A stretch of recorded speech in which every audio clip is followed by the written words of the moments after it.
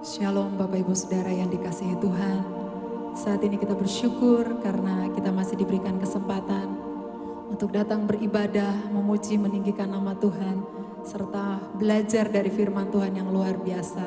Oleh sebab itu sebelum kita mulai, mari kita mau datang kepada Tuhan, kita berdoa. Kami bersyukur Tuhan, karena Engkau sungguh baik dalam kehidupan kami semua umat-Mu. Kami boleh merasakan pemeliharaan Tuhan yang luar biasa dalam kehidupan kami. Kami ada hari ini karena anugerah dan karena kasih-Mu yang besar. Kami boleh kuat berdiri di hadapan-Mu itu karena Engkau ya Tuhan. Oleh sebab itu biar saat ini kami boleh datang dengan hati yang penuh dengan ucapan syukur. Meninggikan Engkau, memberikan pujian, penghormatan hanya bagi Engkau Tuhan dan Raja kami yang berkuasa untuk selama-lamanya. Terima kasih Tuhan, terima kasih. Engkau hadir di tengah kami. Engkau hadir di mana umat-Mu berada, di rumah, dan dimanapun Engkau memberkati mereka semua, melawat mereka. Terima kasih Tuhan, terima kasih. Kami bersyukur di dalam nama Tuhan Yesus. Haleluya. Amin. Mari berikan pujian yang terbaik bagi Tuhan kita. Hormat dan kemuliaan hanya bagi-Mu Tuhan. Haleluya.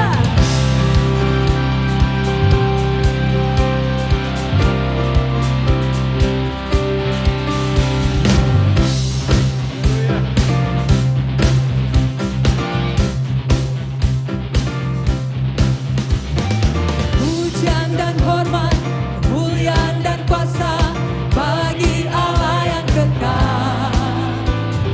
Dan segala bangsa ciptaan semesta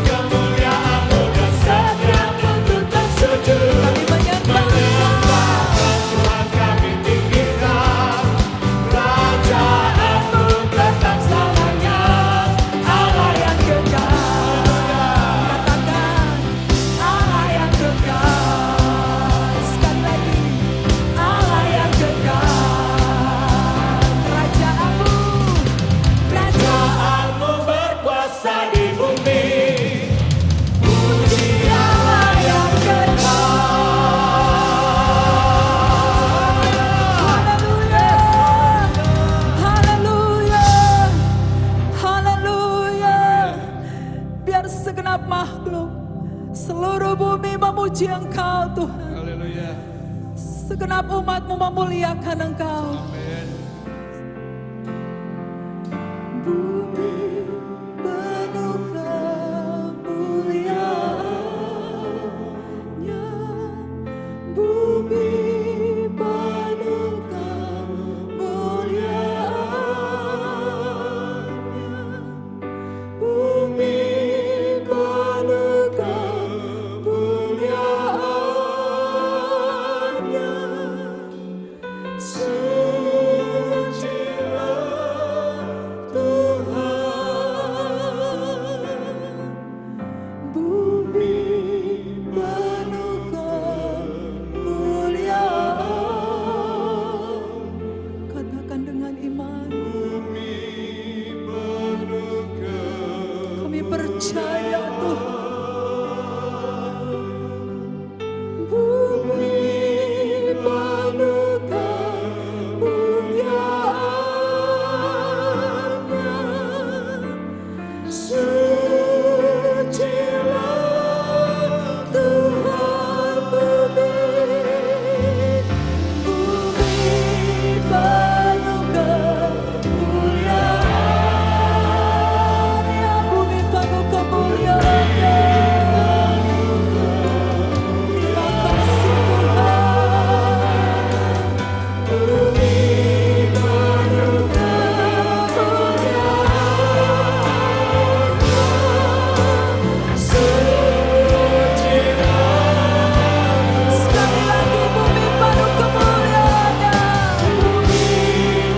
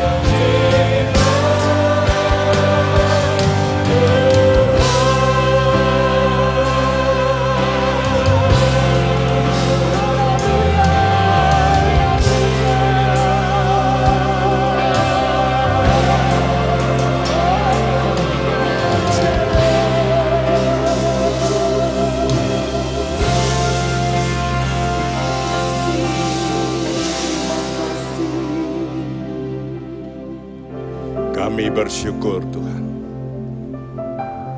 karena Engkau Tuhan memenuhi bumi ini dengan kemuliaan, Amin. supaya kami boleh mencicipi dan akan menjadi kekuatan bagi kami. Amin. Dalam perjalanan iman kami tahu begitu banyak masalah. Tuhan, banyak hambatan, banyak kesukaran, bahkan juga banyak jerat-jerat. Namun Engkau Tuhan yang berjanji, Engkau akan memberikan penolong yang luar biasa, yang menyertai kami, sehingga kami mampu mengatasi segala masalah. Amin. Terima kasih.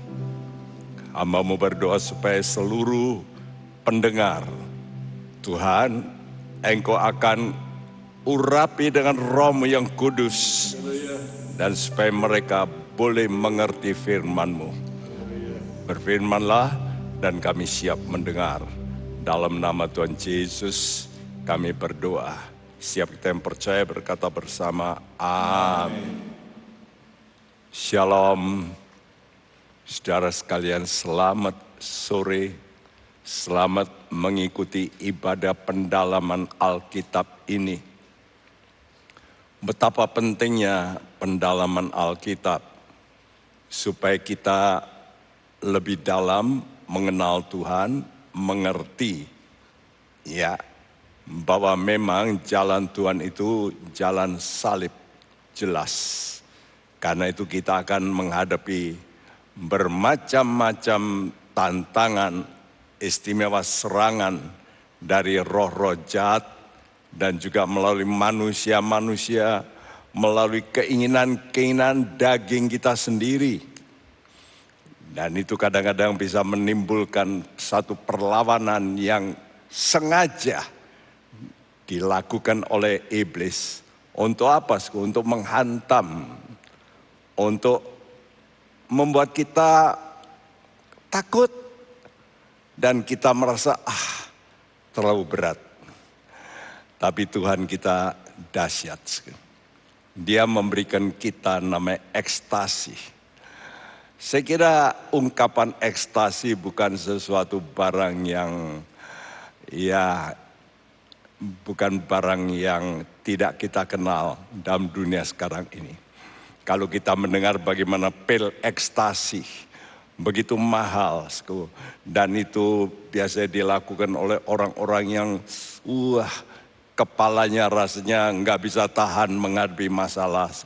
Mereka lari ke diskotik, mereka lari ke tempat-tempat di mana lalu di sana ada musik yang luar biasa.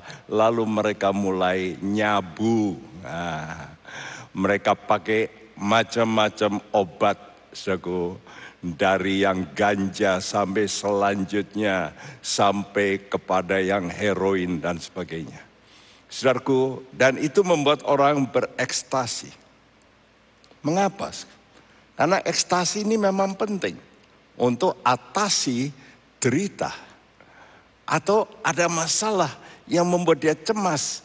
Dan waktu dia berekstasi, maka ada sesuatu yang luar biasa di luar akalnya bisa membuat dia bisa menghadapi.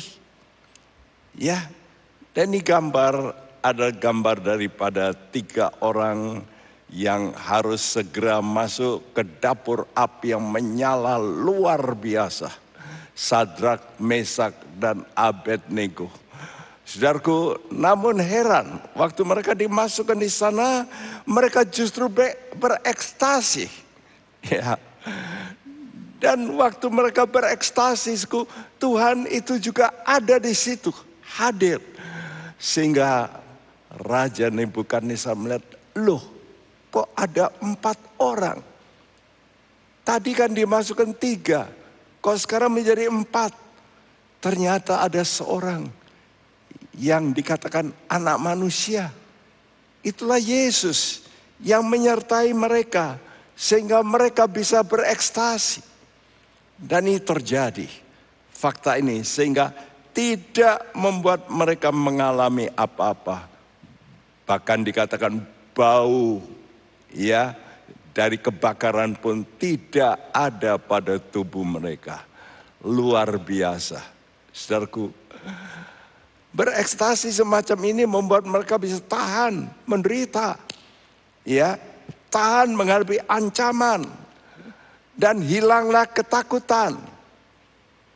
Dan itu juga dialami oleh Paulus dan Silas. Seperti gambar inset itu. Di dalam ruangan penjara yang gelap, mereka dimasukkan, lalu mereka dipasung kakinya, Saudaraku, tapi di tengah malam mereka menyanyi, memuji Tuhan. Paulus dan Silas menaikkan puji-pujian yang luar biasa. Mereka bersuka cita, sehingga mereka tahan. Dan apa yang terjadi? Maka terjadi gempa bumi yang besar. Terjadi, saudaraku, pintu-pintu penjara terbuka semuanya. Dan justru 2 orang ini selamat. Bahkan menyelamatkan kepala penjara. Luar biasa, saudaraku. Dan berekstasi ini bukan hanya terjadi oleh orang-orang zaman dulu. Namun juga pernah dialami oleh istri saya yang waktu kena bom Saudaraku, apa yang terjadi? Saya berpikir setelah diamputasi kakinya, karena amputasi itu sampai di atas lutut, itu amputasi yang nggak enak. Kalau di bawah lutut itu masih gampang, karena masih ada engselnya, ya, saudaraku. Lututnya itu masih bisa digerak. Tapi kalau di atas lutut, aduh, sulit sekali, ya. Saya sudah khawatir, anak-anak saya khawatir. Tapi heran, saudaraku, waktu istri saya bangun, dia tahu setelah operasi kakinya hilang. Dia bukannya menangis menjerit-jerit, dia bukannya waduh kecewa sama Tuhan, tapi dia menyanyi. Give thanks with the grateful heart, give thanks. Saya juga aneh, kenapa? Karena istri saya mengalami ekstasi, ya, dan ini luar biasa, dan ini sangat dibutuhkan, istimewa pada akhir-akhir ini. Dahulu ada gerakan yang terjadi di Toronto, saudaraku, dan membuatnya namanya Holy Laughter. Itu ekstasi, dan banyak gerejaku, waduh, mereka berkata itu sesat dan sebagainya, ya. Dan banyak di antara jemaat saya pun masih menolak gitu. Jadi saya mesti hati-hati, ya, saudaraku. Tapi saya lalu tanya sama Tuhan, Tuhan ini benar apa enggak toh? Saya kok juga gimana ini kok begini ya, saudaraku. Coba Tuhan tunjukkan Tuhan. Waktu saya ke Toronto, saya tidak mengalami reba ataupun tertawa, sama sekali tidak. Tapi saya masih ingin tahu Tuhan, kasih tahu ya kebenaran. Kalau tanpa firman sulit bisa diterima, saudaraku. Tapi Tuhan tunjukkanlah sesuatu yang mujizat lah. Dan waktu saya tidur, saat-saat itu saya lagi galau begitu, lalu saya serahkan sama Tuhan, Tuhan beri saya tanda. Heran, di atas tempat tidur itu saya bisa terangkat, ya, terangkat dan jatuh, terangkat, buk. Dan itu tidak pernah saya alami, tidak pernah, ya, saudara. Lalu saya percaya ini pasti dari Tuhan. Namun, saya masih galau. Kenapa? Saya belum menemukan dari firman Tuhan. Saya sudah baca begitu banyak. Orang memberitahu, ya, bahkan dulu ada pendeta besar, ya, Pentecost yang luar biasa, Om Van Kessel. Kadang-kadang dia kalau khotbah dia bisa, tertawa di tengah-tengah itu, ya, bukan tertawa cekikian begitu, bukan, tapi dengan berglori luar biasa, ya, saudara. Dan saya pun alami, ya, yang namanya Holy Laughter, tapi tidak seperti mereka itu. Tapi saya alami, ada sukacita yang luar biasa, ya. Dan itu terjadi di masa-masa kesulitan datang, maka Tuhan memberikan kekuatan yang di luar akal, begitu, ya. Nah, bukankah ini satu kenyataan bahwa Tuhan Sang Pencipta pun di dalam hal jasmania pun Dia menumbuhkan tanaman yang membuat orang bisa berekstasi. Dan tanaman itu kita kenal sebagai candu, bukan? Ya, dan candu ini digunakan untuk membius. Ya. Dan kita tahu memang candu ini sangat berbahaya. Sangat bisa membuat orang adiksi, ketagihan terus. Ya, karena itu saya tidak setuju kalau Holy Laughter itu lalu dilakukan terus. Itu artinya saudara perlu dibius terus. Berarti saudara kurang kuat, bukan? Jadi ada waktunya, bius-bius itu perlu saat-saat penting. Nah, seperti juga waktu orang dioperasi. Kalau dia tiap hari minum bius, Wah, bahaya, nanti bisa adiksi, ya. Begitu juga holy laughter dan sebagainya. Tapi saya alami kadang-kadang saya dalam tekanan begitu timbul. Itu sukacita yang luar biasa. Dan saya juga tertawa dalam roh saya. Ya, jadi saat berguna, saat operasi. Saudaraku, begitu juga dalam ekstasi dalam roh. Ekstasi ini bisa sangat berbahaya dalam roh. Kalau roh kita bersekutu dengan roh jahat. Woi, kita bisa berekstasi. Nanti saya buktikan bahwa orang-orang yang melakukan kejahatan kadang-kadang berekstasi karena bersekutu dengan roh-roh yang jahat. Dan mereka melakukan hal-hal yang amoral, umumnya kenajisan. Ya. Nah, namun ekstasi dalam spirit kita ini juga sangat berguna. Kalau roh kita itu bersekutu dengan roh Tuhan. Ya, saudara tahu waktu saudara dioperasi, coba kalau dioperasi tanpa obat bius, gimana? Berani saudara? Melihat pisau saja saudara bisa pingsan, betul? Apalagi melihat darah, berlumuran darah. Karena itu saudaraku, kalau saudara pergi ke ruang operasi, maka dokter selalu pakai pakaian hijau atau biru. Mereka tidak pernah pakai pakaian putih, betul? Kenapa? Karena warna merah ini bisa membuat saudara bisa, ya, geliang begitu. Ya, saudaraku. Jadi kalau di putih sama merah itu kan, kalau terlalu merah, makanya kalau ruangan ini merah semua, aduh, rasanya panas. Ya. Tapi coba seperti ini, biru, hijau, teduh. Ya, karena itu Tuhan bikin dunia ini penuh dengan rumput-rumput yang hijau, lalu lautnya biru, hijau. Itu ada maksud supaya kita ini bisa tenang, rest. Ya, saudara tahu obat bius ini memang sukar sekali. Saya baca sampai sekarang dokter-dokter yang ahli pun tidak mengerti kerjanya bagaimana toh orang itu bisa terbius sampai di otak itu bagaimana secara ilmiah begitu sulit diterangkan. Tapi mereka tahu bahwa kalau dikasih obat bius maka syaraf tertentu ya itu dapat menghentikan pemberian sinyalnya kepada syaraf yang lain.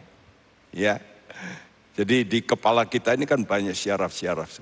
Syaraf satu bisa memberi sinyal pada syaraf ini.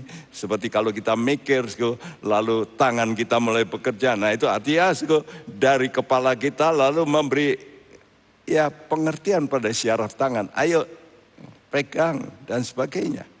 Ya, jadi dari otak kita ini ada sinyal-sinyal yang memberikan sinyal kepada syaraf yang lain untuk mengalami sesuatu. Bahkan untuk menghentikan yang namanya bagian rasa. Nah, jadi waktu orang minum obat bius, bagian sinyal syaraf yang memberikan rasa itu dihentikan, di stop. Supaya nggak ada rasa jadinya. Ya. Nah, begitu juga halnya. Kalau orang itu ya dengan rohnya berekstasi. Apakah dia berekstasi oleh roh Allah atau oleh roh iblis? Ini juga akan menimbulkan sesuatu yang sangat unik begitu. Yang membuat dia nanti bisa keluar dari pikiran. Ya, lihat itu orang-orang. Kalau berekstasi, kadang-kadang bisa rebah. Makanya kalau saudara ada orang-orang didoakan rebah. Dulu sampai ada orang ahli psikologi. Ya, dulu dia tidak mau percaya apa itu rebah-rebah sebagainya. Dia datang ke satu gereja yang terkenal dari Vineyard. Ya, waktu itu ada pendetanya yang sangat terkenal, John Wimber, saudaraku, yang dipakai Tuhan luar biasa. Ya, mujizat. Nah, orang ini dia berkata, aku minta izin meneliti karena aku ini ahli psikolog. Aku meneliti seminggu di situ. Begitu ada orang rebah, langsung ditanyai setelah itu peristiwanya gimana. Kadang-kadang dia melihat orang rebah bisa berjam-jam. Setelah itu orang itu lalu ditanyai. Dulu ada anggota kita yang sudah stres. Sudah tahu, kepalanya sudah dibentur-benturkan ke tembok. Sebab apa? Sudah kalau nggak dibenturkan itu, nggak kuat. Itu saya sudah temui anggota kita dulu begitu sampai 2 orang. Dan 1 orang ini kebetulan kita kedatangan tamu waktu itu dari Singapura. Dan dia mendoakan banyak orang rebah saat itu. Dan ini wanita ini juga rebah. Ya, dia sudah tekanannya begitu tinggi, stres. Ya, waktu dia rebah, bangun, hilang semua stresnya itu. Lenyap. Waduh, dia berkata, aduh puji Tuhan. Aneh bukan? Nah, itulah cara yang kadang-kadang sukar diterima pakai akal. Nah, Allah itu bisa melakukan begitu. Melakukan sesuatu yang tidak bisa pakai pengetahuan. Nah, itu namanya ajaib. Kalau Tuhan kita tidak ajaib, ya buat apa kita ikut Tuhan? Karena orang mati nanti akan dibangkitkan. Itu kan ajaib. Saudaraku, kita harus yakin Tuhan itu bisa melakukan hal yang di luar akal manusia. Wanita ini sudah ke dokter, sudah bertahun-tahun di bawah pengawasan dokter. Ya, tapi hari itu lenyap. Lenyap. Ya, puji nama Tuhan. Saudara, nah, saat orang dikuasai oleh roh Tuhan sampai berekstasi, dia itu bisa di luar akalnya. Karena itu bahayanya kalau orang pakai akal terus, lalu dia mau minta bahasa roh. Sampai kapanpun gak bisa. Kenapa? Karena dia waktu mau ngomong begitu, nah ini aku ngomong apa ini? Terus dia tahan.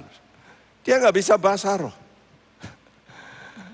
Karena itu dalam 1 Korintus 14 dikatakan, waktu kita berdoa dalam bahasa roh, roh kita yang berdoa. Waktu kita berdoa dengan akal kita yang berdoa. Nah, jadi saya berkata pada orang-orang yang selalu pakai akal, saya berkata, cobalah parkir akalmu itu, buat disisihkan dulu. Jadi jangan pakai akal terus. Kalau engkau pakai akal terus, selamanya engkau nggak bisa bahasa roh, nggak mungkin. Karena itu banyak orang sukar menerima bahasa roh. Ya, kenapa? Karena tidak masuk akal. Ya, gila itu. Ya, bahkan sudah pernah saya katakan seorang ekspositor yang terkenal di Inggris berkata bahwa bahasa roh itu adalah muntahan iblis yang terakhir. Wih. Itu saya baca bukunya, kata-kata itu. Ya. Nah, ini orang-orang yang tidak mengerti. 2 Korintus 5 ayat 13 sampai 14 berbunyi, sebab jika kami tidak menguasai diri, hal itu adalah bagi Allah. Dan jika kami menguasai diri, hal itu adalah bagi kamu. Sebab kasih Kristus yang menguasai kami, karena kami telah mengerti bahwa jika satu orang sudah mati untuk semua, maka mereka semua sudah mati. Iya, ini ayat 13 saya ubah dari terjemahan Modern King James. Seperti ini jadinya. Sebab jika kami tidak menguasai diri, hal itu adalah bagi Allah. Jadi waktu Allah mau melakukan sesuatu, ya, dan itu bagi kepentingan Allah, bagi kesaksian bagi Allah, maka orang itu lalu dia tidak bisa menguasai diri. Ya, ini bukan berarti orang itu gila, no. Ya. Jadi dia waras, tapi dia tidak bisa menguasai diri dalam arti yang berbeda.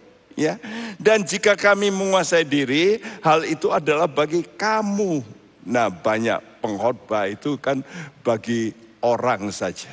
Tapi kadang-kadang Tuhan ingin melakukan yang bagi kemuliaan Allah. Kalau bagi kemuliaan Allah itu sesuatu yang nggak masuk akal. Tentunya begitu. Sehingga orang berkata, wih, kok ya bisa ya? Nah, bisa, karena Allah yang bikin. Nah, ini di luar akal, ya. Karena itu kata-kata ini, dalam arti bahasanya mempunyai out of one's mind. Ya, karena itu dalam bahasa Inggris katakan, for if we are out of our mind. Ya, jadi kalau kami ini keluar dari pikiran kami, lah itu kata-kata yang jelas. Kenapa kok bisa begitu? Dikatakan sebab kasih Kristus yang menguasai kami. Nah, kalau orang sudah dikuasai kasih Kristus, dia itu lalu bisa bertindak yang orang lain, bodoh kamu. Saya waktu mengambil keputusan untuk melepas job saya, untuk tinggalkan, beberapa orang berkata, aduh, apa enggak mikir? Papa saya sendiri juga sampai bingung. Aduh, sudah disekolahkan tinggi. Aduh, kok jadi pendeta? Apalagi saat itu kalau gereja semacam aliran Pantekosta ini, wah, tidak dipandang. Ya, jadi orang menghina begitu. Karena itu banyak orang pandai-pandai, orang Kristen umumnya pindah dari gerakan Pentakosta. Itu saya temui, family saya juga, enggak maulah ke gereja Pentakosta itu. Enggak masuk akal, lucu, ya. Mereka malu, ya. Kenapa? Kasih Kristus menguasai. Dan ini orang yang dikuasai roh seperti itu. Terjadi ekstasi roh. Sehingga ada sukacita. Sukacita untuk rela melakukan hal-hal yang di luar akal. Karena itu kadang-kadang orang menyebut, wah ini gila ini. Edan.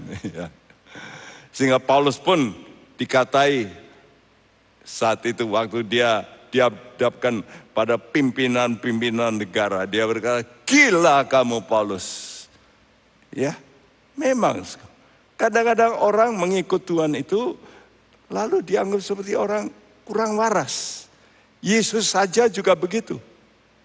Ya toh? Waktu dia itu melakukan mujizat-mujizat, ya bahkan keluarganya sendiri, ya, saudaranya ini yang waktu itu masih belum percaya, menganggap kakakku ini, koko ini kurang waras. Ya, saudara, nah ini yang positif. Kalau orang berekstasi dalam roh yang benar, dia bisa meninggalkan apa yang dipikirkan secara pikiran itu dia bisa skip. Tapi sebaliknya, hal-hal negatif itu juga bisa dilakukan oleh orang yang berekstasi dengan negatif, oleh roh jahat. Coba aja, lihat itu permainan-permainan.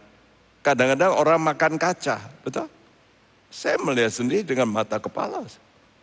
Makan kaca, lidah ditusuk, loh.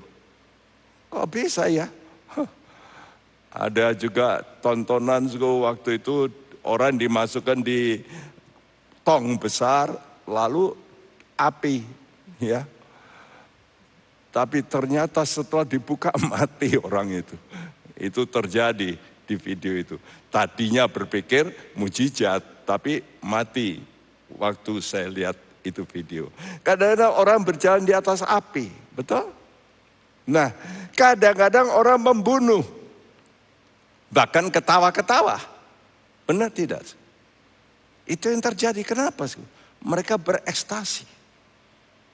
Ya, saya dengar terjadi waktu terjadi di Indonesia dulu, di Jakarta.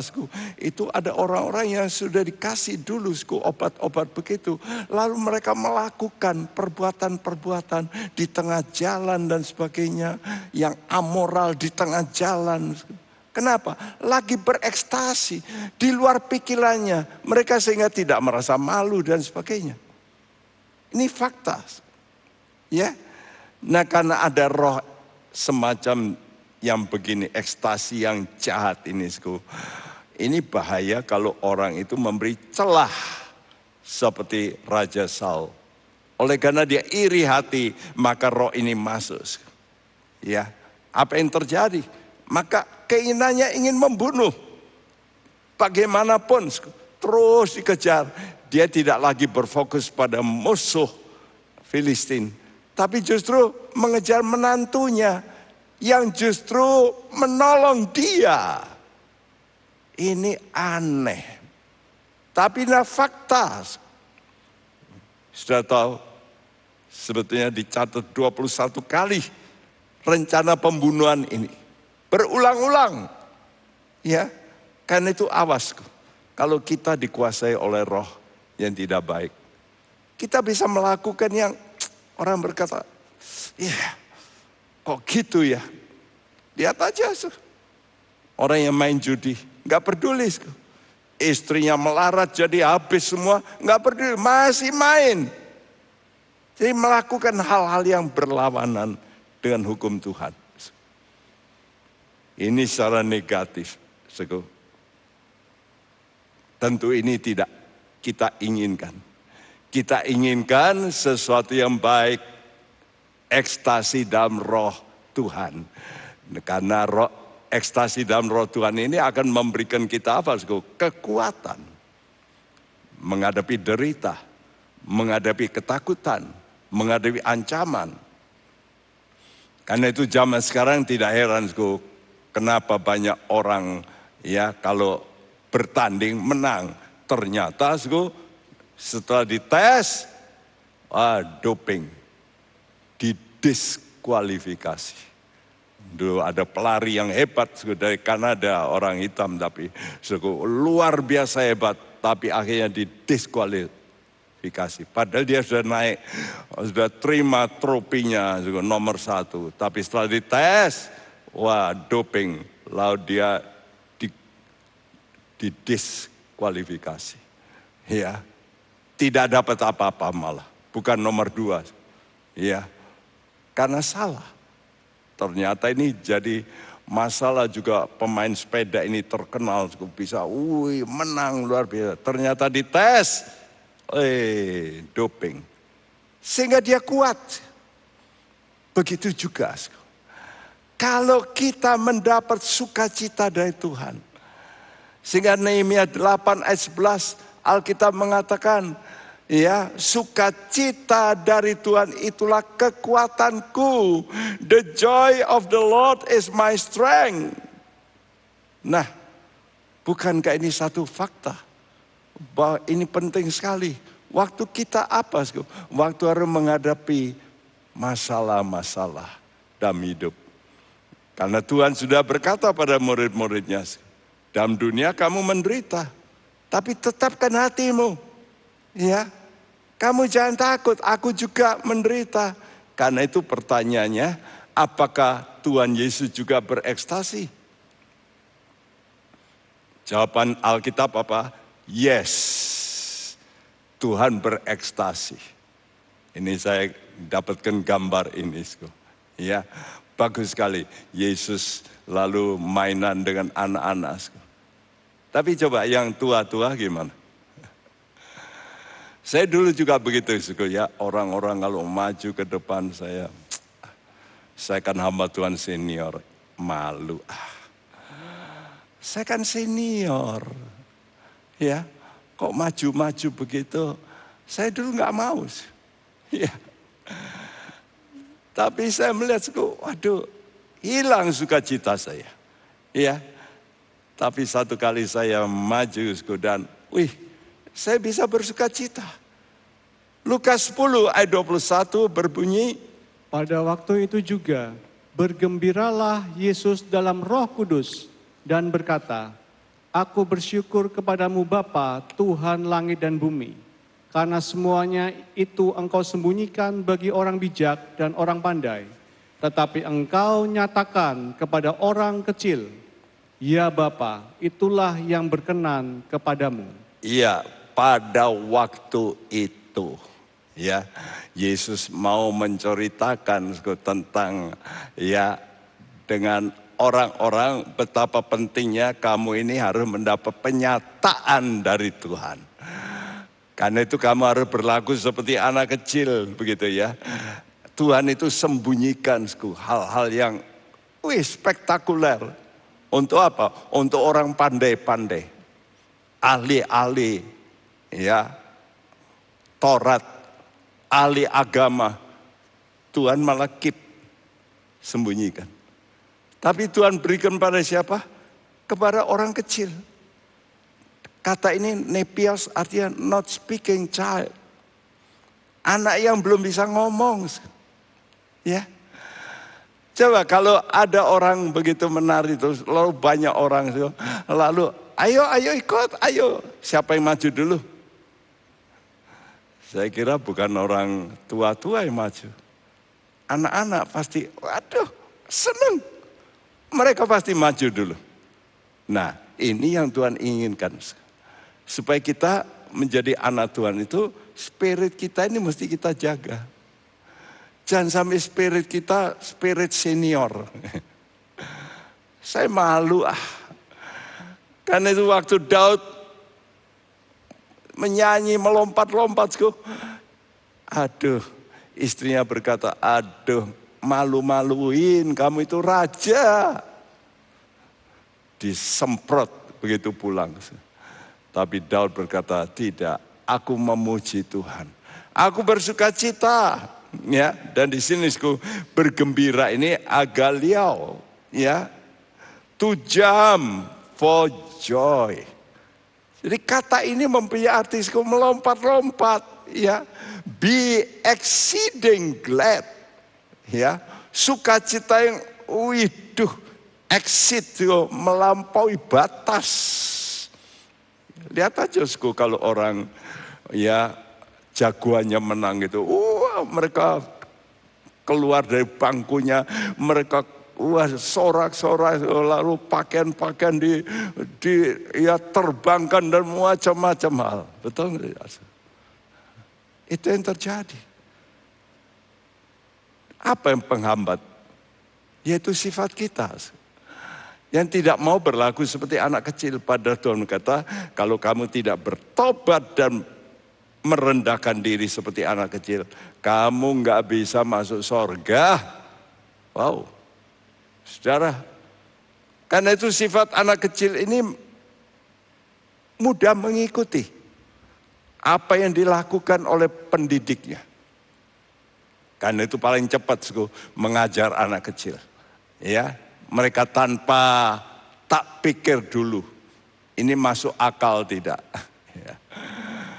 Nanti tak pikir dulu, tak analisa dulu. No, mereka lihat apa yang dilakukan, dia ikuti.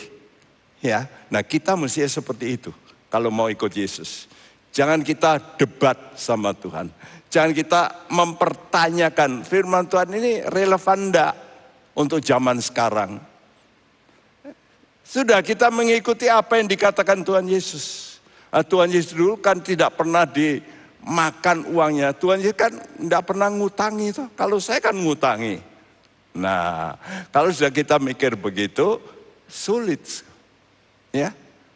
Sekarang apakah Anda mau mengikuti ajakan Tuhan untuk mengalami kekuatan? Ini pertanyaannya. Karena kalau kamu mengikuti jalan Tuhan sukar. Kamu butuh kekuatan. Karena itu murid-murid diajak oleh Tuhan. Kalau kamu mau ingin seperti saya nanti kuat. Karena itu waktu Tuhan Yesus setelah ngomong bahwa aku nanti akan menderita. Dia ulangi sampai 3 kali. Dan waktu dia ngomong begitu, lalu dia berkata, yuk aku ajak kamu naik. Ini dalam Lukas 9. Setelah diceritakan aku nanti menderita. Dan kamu mau ikut aku, ingat-ingat. Ayo sekarang naik yuk bersama saya. Dan diajak ya, khususnya ring pertama 3 muridnya. Lukas 9 ayat 28 sampai 31. Kira-kira 8 hari sesudah segala pengajaran itu, Yesus membawa Petrus, Yohanes, dan Yakobus, lalu naik ke atas gunung untuk berdoa. Ketika ia sedang berdoa, rupa wajahnya berubah, dan pakaiannya menjadi putih berkilau-kilauan. Dan tampaklah 2 orang berbicara dengan dia, yaitu Musa dan Elia. Keduanya menampakkan diri dalam kemuliaan, dan berbicara tentang tujuan kepergiannya yang akan digenapinya di Yerusalem. Ya, saudaraku, kira-kira 8 hari sesudah segala pengajaran. Pengajaran apa? Pengajaran tentang kamu mau ikut aku. Pengajaran tentang bahwa aku akan menderita. Nanti kita ulangi ini, ingat-ingat ya. 8 hari sesudah pengajaran itu. Pengajaran apa? Nanti kita baca itu. Maka Yesus membawa 3 murid utamanya ini, ring pertama, naik ke gunung untuk apa? Berdoa. Dan waktu berdoa, muridnya melihat rupa Tuhan mulai berubah. Percaya seperti matahari. Pakaiannya menjadi putih. Lalu kelihatan juga, ya, 2 pribadi, Musa dan Elia. Saya tidak mau terangkan ini, agak panjang nanti, Tapi 2 ini juga dalam kemuliaan. Apa, pelajaran ini membuktikan? Jadi akibat berdoa dalam roh akan terjadi perubahan dalam diri orang yang berdoa. Seperti Yesus. Musa suka berdoa. Elia suka berdoa. Karena itu saya sedih. Saya melihat kenapa ya? Banyak anak Tuhan kok tidak suka berdoa. Sukanya nyelidiki Alkitab atau debat Alkitab. Ini sekarang ini zamannya begitu ya. Wah, orang yang pandai debat itu laris sekarang. Saya pastikan orang-orang begini, waktu untuk berdoa sedikit.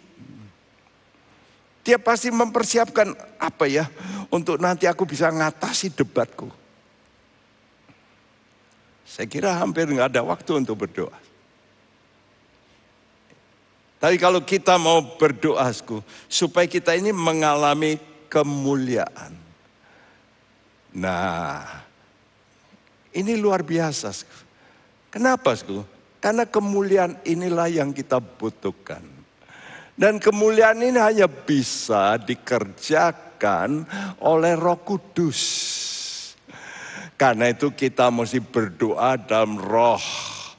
Sudah saya ajarkan bahwa kita ini harus suka mendownload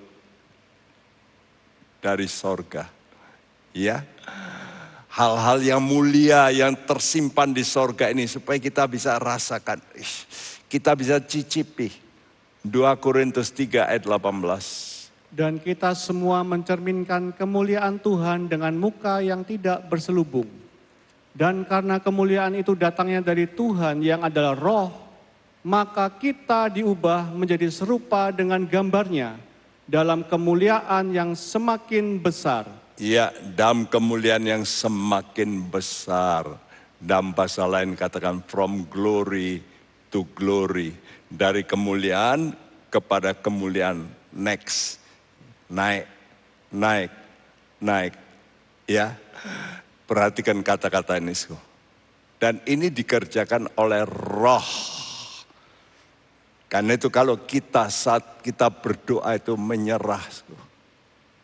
Dan kita berkata, Tuhan, ubahkan diri saya. Mari tangani diri saya. Dan Tuhan mulai ubahkan. Saudara.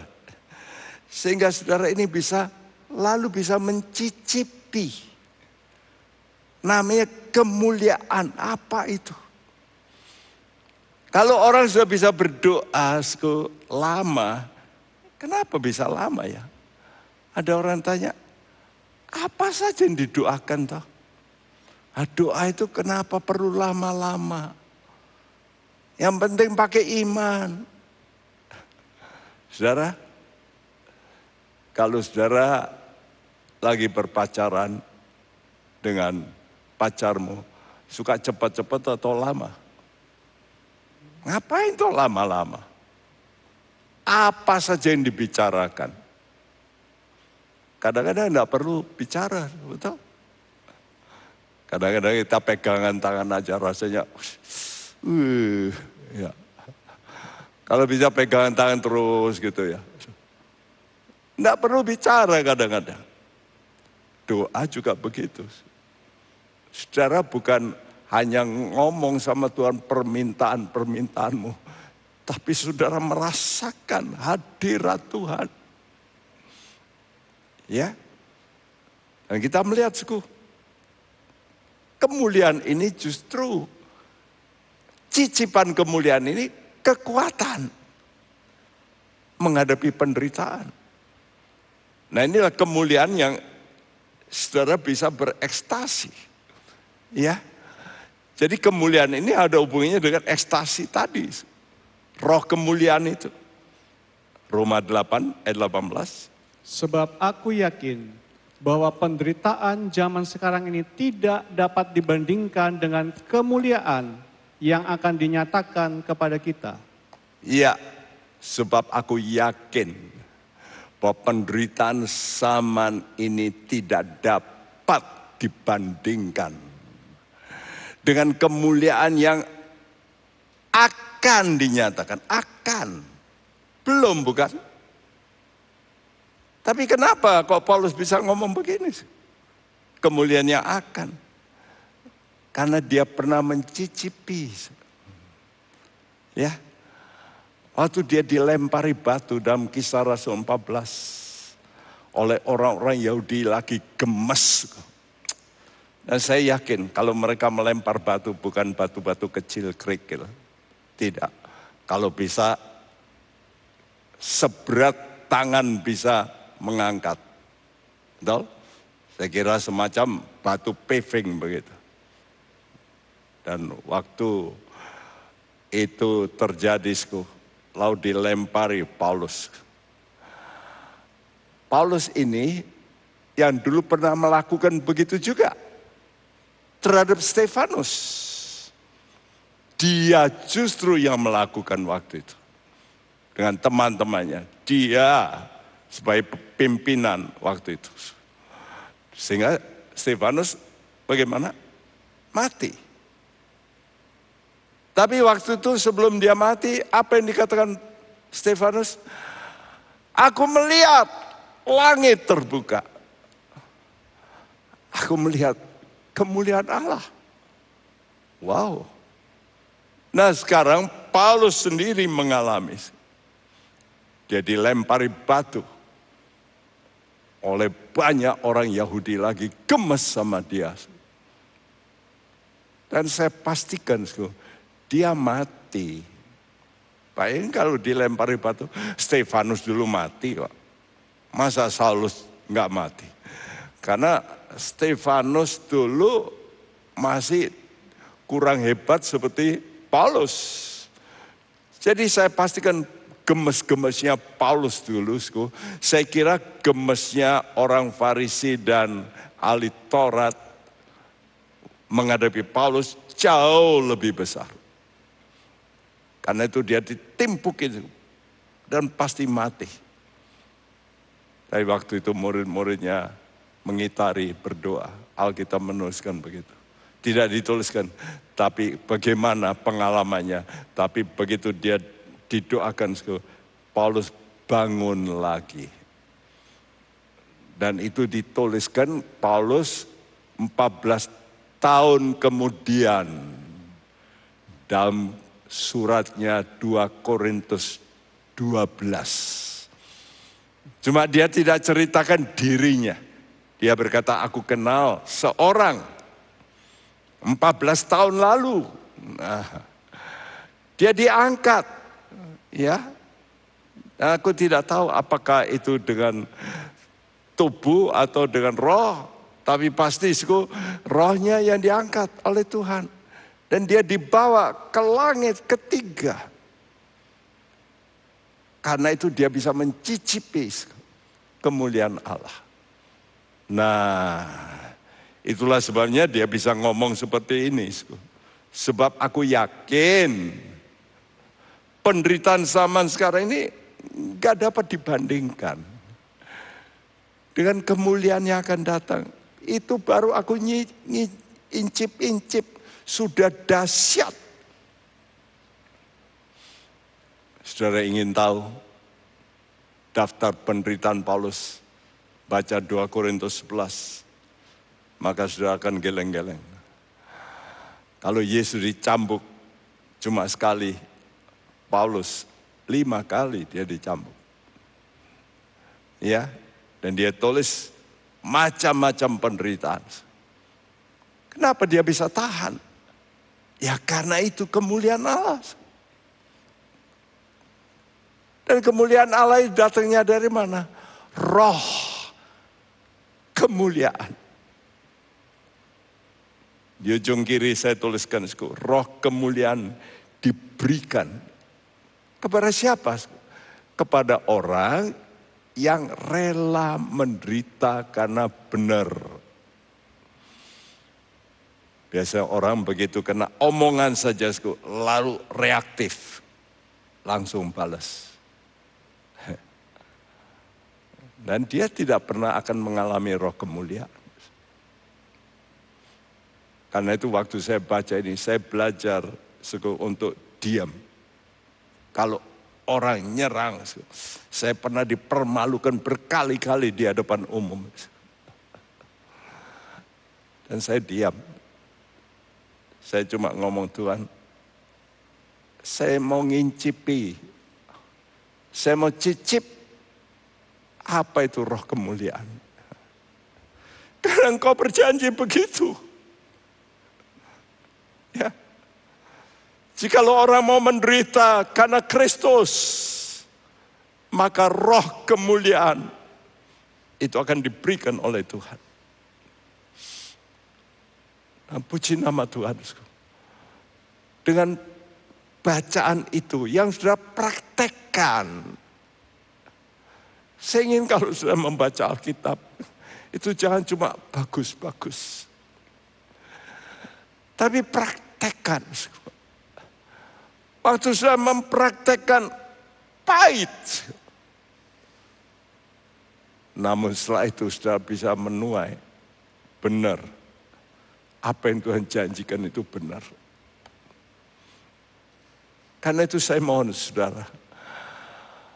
Apa yang sudah tadi dengar. Ya, 8 hari sesudah ya pengajaran itu. Pengajaran apa? Ya ini. Tadi Lukas 9 ayat yang di bawahnya 28 terus. Bagaimana Yesus membawa murid-muridnya. Tapi ayat sebelumnya dia ngajar ini. Lukas 9 ayat 23. Katanya kepada mereka semua, setiap orang yang mau mengikut aku, ia harus menyangkal dirinya, memikul salibnya setiap hari dan mengikut aku. Ya, setiap orang yang mau mengikut aku, Pendeta harus menyangkal dirinya dan pendeta mikul salib. Apa cuma pendeta? Tidak. Setiap orang. Saya harap pengertian ini ada pada semua jemaat Tuhan. Ya, saudara yang ingin mengalami kemuliaan Tuhan, cicipan, dan saudara nanti bisa mempunyai roh yang bisa berekstasi. Coba lakukan ini. Dan nanti saudara buktikan, iya benar ya. Benar terjadi dalam diri saya. Ya. Dan ini dilakukan oleh Paulus. Mengikut. Ya. Karena itu dia berani ngomong, ikutlah aku. Karena aku juga mengikut Kristus. Karena itu waktu saya baca daftar deritanya, saya berkata, saya belum apa-apanya Paulus. Apa yang dialami Paulus, saya belum apa-apanya.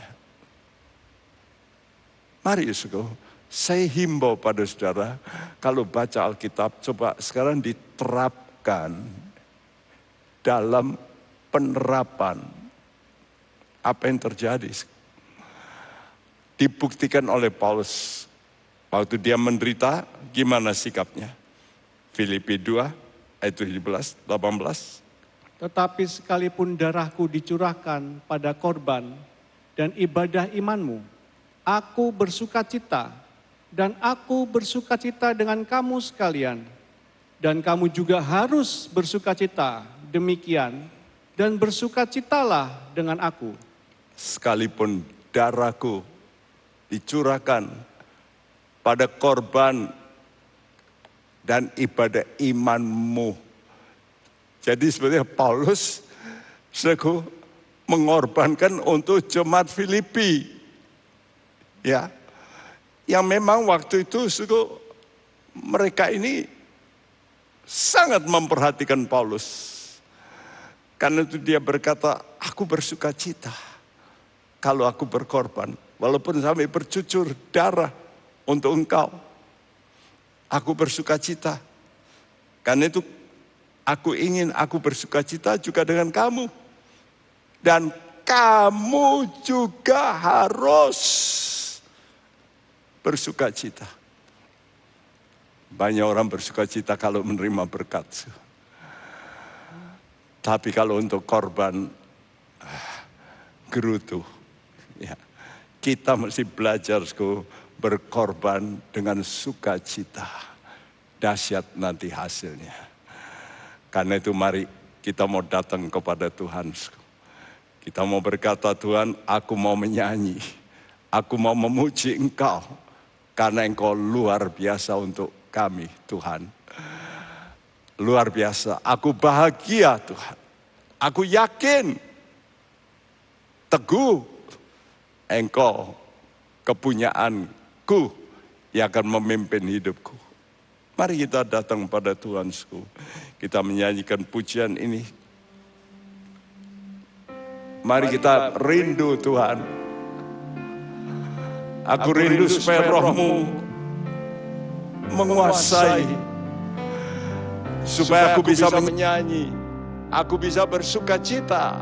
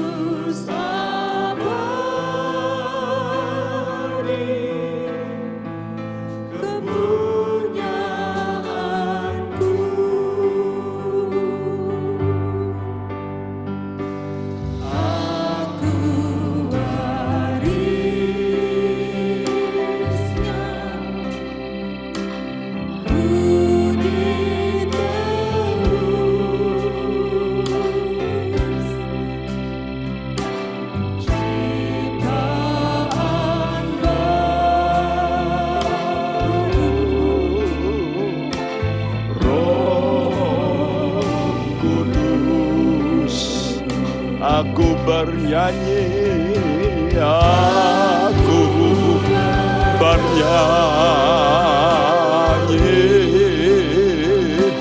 bahagia.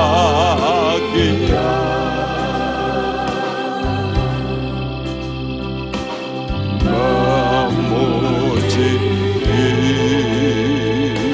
Yesus selamanya.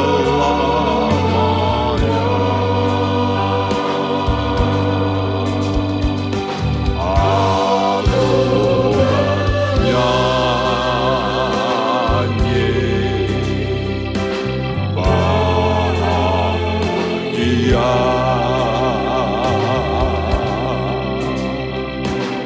Memuji Yesus selamanya. Mari serahkan dirimu.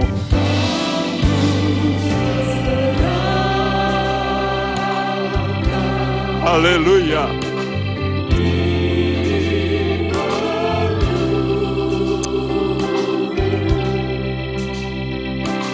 Dalam Tuhanmu, hatiku teguh, sambil menyongsong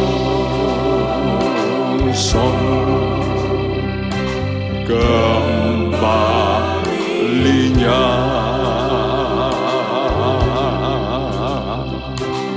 Ku diliputi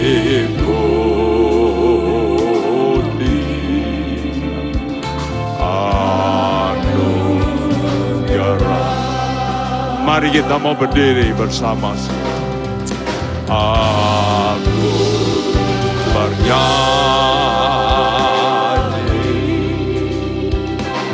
bahagia. Amin. Memuji Yesus selamanya.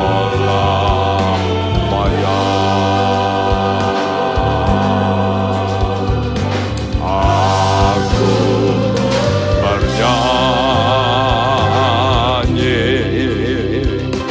bahagia.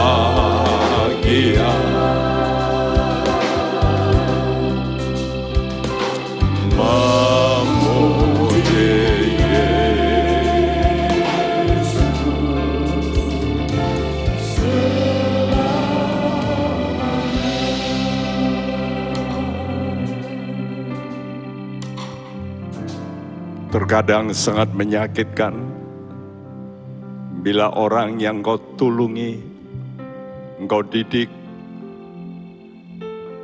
dan mereka justru yang menggigit dari belakang, mengata-ngatai, merendahkan. Bagaimana sikap kita? Bagaimana respons kita? Jikalau orang melukai engkau, Yesus ini mau menolong orang untuk menyelamatkan. Tapi reaksi mereka sebaliknya. Merendahkan, menyakitkan. Namun Yesus bisa bertahan. Ada satu rahasia. Dia tidak pedulikan. Dia tahu satu perkara terpenting. Melakukan kehendak Bapa. Mari, jangan kita pusing dengan orang-orang yang melecehkan engkau, membuli engkau. Saya ajak saudara memandang pada Yesus dan berkata, Tuhan, aku ingin mengalami apa yang Kau alami. Dan belajarlah Tuhan. Belajar, aku mau belajar memberi reaksi seperti Engkau. Engkau mendoakan mereka. Engkau mengampuni mereka. Didik kami Tuhan. Aku mau menyanyi bahagia, memuji Engkau Yesus.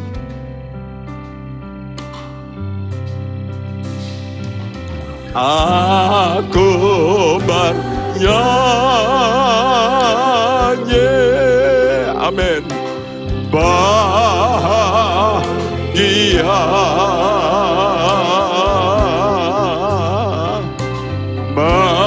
memuji Yesus selamanya.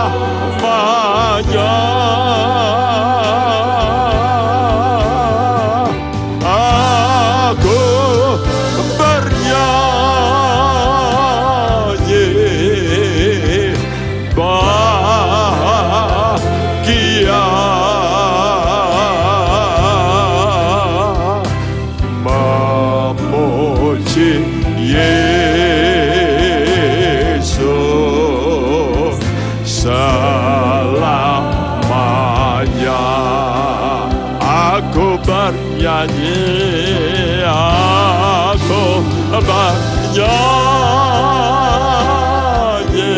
haleluya, bahagia,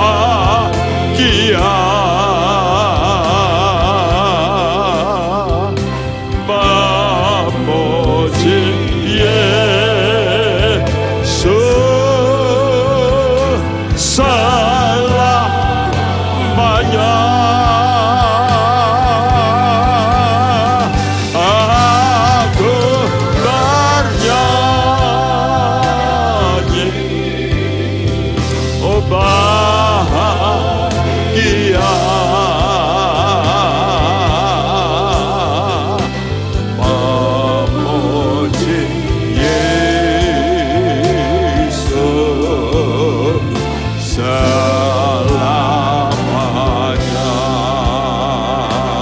Memuji Yesus, memuji Yesus selamanya. Memuji Yesus, memuji Yesus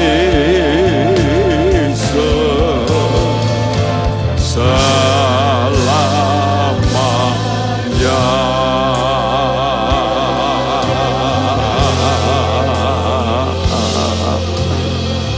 Haleluya.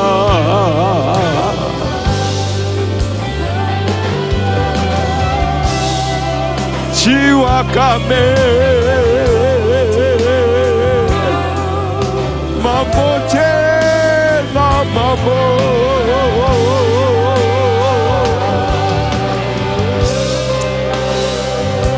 Roh kami bersuka cita Tuhan. Bekorasene kinalawaso wenalawakinako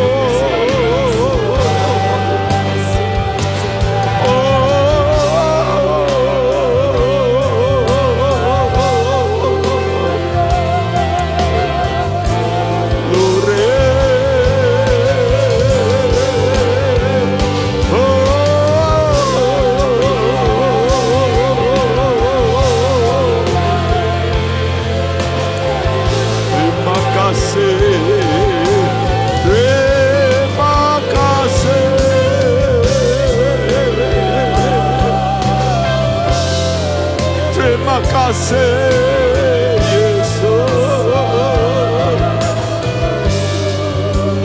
Terima kasih.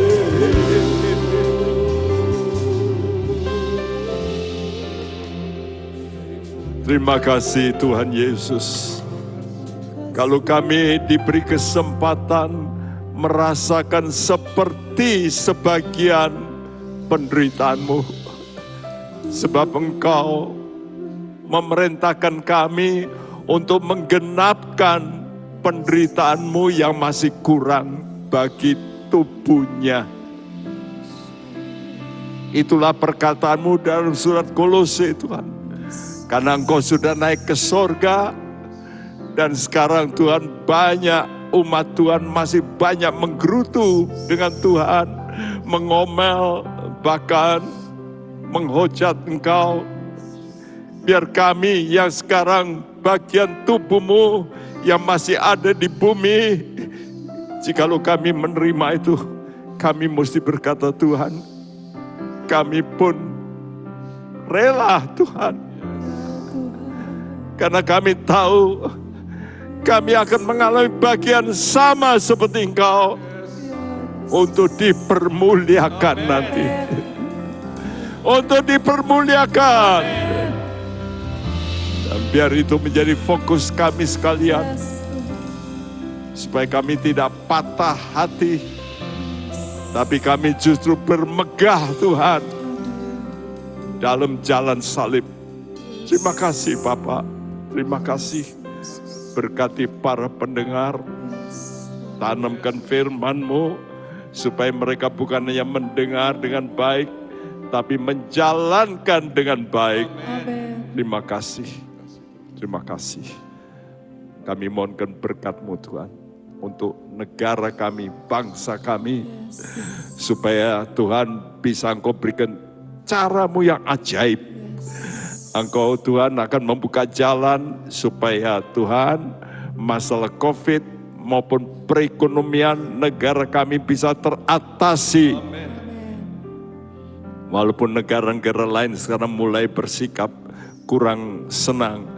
Tapi kami percaya cara-Mu, cara yang ajaib. Engkau akan melakukan Indonesia berbeda dari yang lain. Tunjukkan kemuliaan-Mu Tuhan. Pakai Bapak Presiden kita sampai jajaran yang dibawa. Termasuk Tuhan gubernur kami, wali kota kami. Semuanya pejabat-pejabat, berkati mereka. Dan juga umat-Mu, hamba-hamba-Mu. Tuhan perlu Engkau naungi kami sekalian dengan kepasaian-Mu Tuhan. Kami tadakan tangan kami. Sekarang Saudaraku, terimalah berkat dan anugerah sejahtera daripada Allah Bapa kita, daripada Tuhan kita Yesus Kristus, dan persekutuan Roh Kudus. Ia akan menaungi engkau, melindungi engkau, menjaga engkau sampai Maranatha, Dia datang kembali. Dan siap kita yang percaya berkata bersama, amin. Tuhan memberkati.